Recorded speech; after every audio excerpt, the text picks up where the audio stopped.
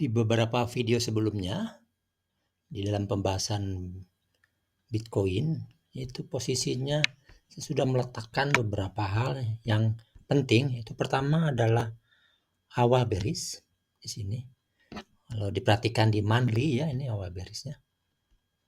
Kemudian ada juga akhirnya.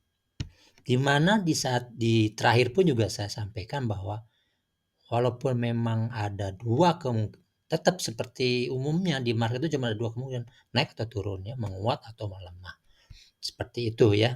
Nah, di dalam situasi seperti sekarang, maka yang paling katakanlah lebih lebih lebih probability-nya lebih tinggi adalah yang turun ya, seperti ini.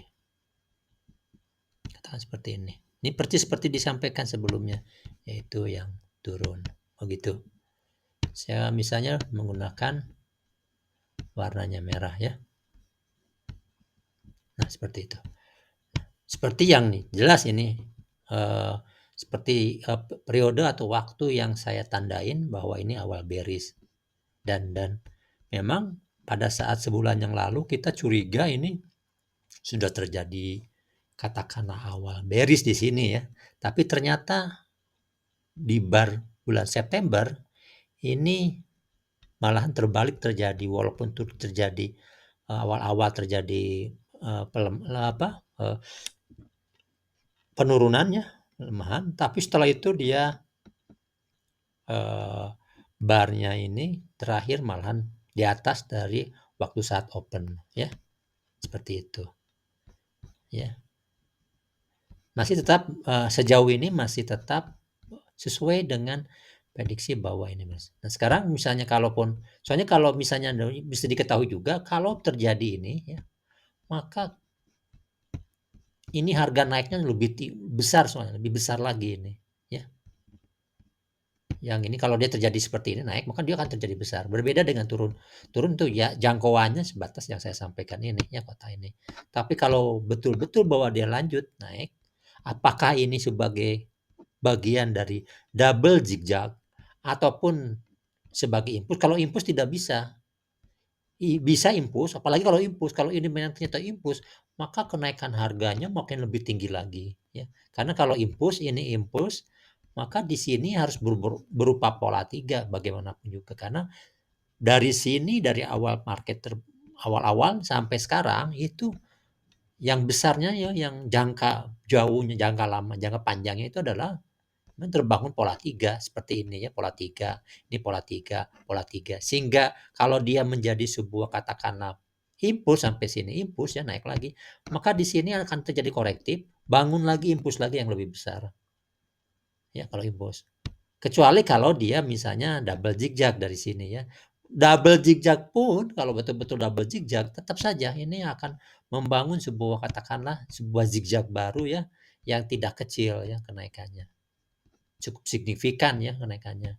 Nah, hal-hal seperti itu dimungkinkan saja karena katakanlah kondisi di dunia ini memang salah satunya adalah memang krisis itu masih berlanjut dan bahkan mungkin terjadi perang besar, jadi besar. Ya bisa saja misalnya terjadi perang ya, atau terjadi kalau kayak kemarin COVID ya, kayak akibat COVID-nya naik. Kalau di sini ada sebuah bencana yang lebih besar, maka kenaikannya ini masuk akal. Tapi kalau kondisi normal artinya pada saat-saat ini sudah terjadi krisis ekonomi dunia ini atau global ini sudah selesai, maka dia akan bearish. Persis seperti yang saya prediksikan bahwa ini bearish seperti ini. Karena normal kondisi peluang lebih besarnya ini adalah sampai di sini, dia bangun lagi sebuah pola 3 lagi sampai di sini. Maksimal sampai di sini. Ya, seperti itu ya. Ini kalau kita lihat coba di jangka pendeknya, yang bukan maksudnya yang lebih pendek, lihat ya di sini. Seperti yang saya sampaikan bahwa di sini dalam 2 minggu pertama ya, ini terjadi penurunan ya. Nah ini ya di awal September ini ya. Ini awal September tuh tanggal 2 ya. Ini terjadi penurunan ya. Cukup kuat. Tapi setelah itu adalah 2 minggu kemudian sampai sekarang ini terjadi penguatan. Ya. Ini penguatan ya. Jadi ini wajar saja nih batasnya kalau di time frame yang lebih kecil kelihatan sampai di sini ya. Jadi Kalau sampai di time frame yang lebih kecil ini memang terjadi pola seperti pola 3-nya ini adalah sebuah triangle. Triangle berat ini kompleks ya. Ya. Tapi apapun itu yang menjadi batasan ya, yang ini adalah katakanlah ini yang biru ini yang atasnya, sedangkan yang di atasnya kanalnya ini. Kalau dia terjadi, nah sejauh ini 2 minggu ini tidak menunjukkan sebuah perubahan akan terjadi kenaikan besar. Melanjutkan continue seperti di time frame monthly untuk menguat menjadi bangun double zigzag atau impulse atau zigzag yang di time frame yang lebih besarnya lagi ya. Ya, kalau ini belum. Begitupun untuk menyatakan bahwa dia ini katakanlah sudah mau berakhir ya, beres juga belum. Ini barnya masih bar biasa. Kalaupun mau dia katakanlah dia terjadi ini bearish ya, ciri-ciri bearish, maka terjadi sebuah, nah ini contoh yang ini sebenarnya cukup bagus yang ini sampai sini ya. Ini contoh yang sangat bagus. Tapi pada saat setelah ini ya ini bagus ya. Untuk menyatakan ini awal bearishnya seperti ini. Ternyata di sininya ini harusnya nih masih turun ke bawah di sini, baru di sini korektif ya. Seperti ini tapi di bawah dia di sini. Baru itu awal dari bearish, ciri-ciri seperti itu. Oke. Oke. Nah, strateginya kalau seperti ini, situasi ini kalau di Bitcoin ya orang bilang menyebutkan sebagai scalping atau buy bottom sell top gitu ya. Dan Anda harus lakukannya di time frame yang tentu ya, kalau lihat seperti inilah minimal di daily lah ya. Kalau di daily kan semi seperti ini ya. Silakan saja ya macam.